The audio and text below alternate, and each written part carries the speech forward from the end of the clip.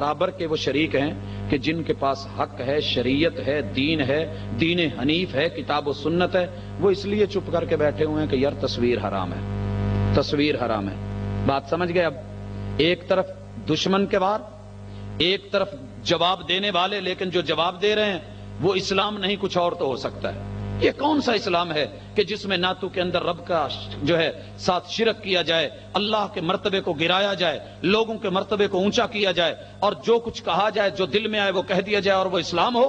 بھائیو یہ تو بالکل ایسے ہی ہے کہ ایک شخص جو ہے اس کی بیٹی کے بارے میں مشہور ہو کہ وہ زانی ہے، بری ہے۔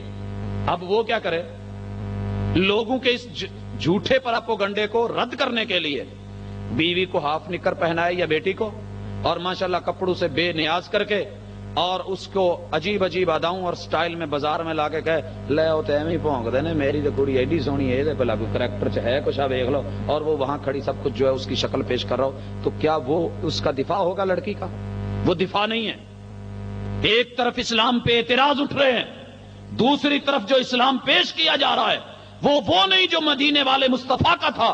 جن کے پاس مدینے والے مصطفیٰ کا دین ہے وہ اس لیے چپ بیٹھے ہیں کہ یہ تصویر کا مسئلہ ہے۔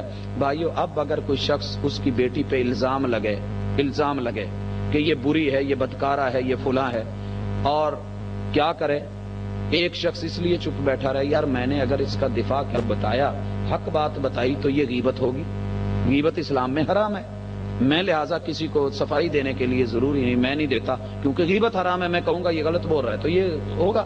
تو بھائیو اس نے دین حنیف کی، شریعت کی اصل روح کو نہیں سمجھا ہے۔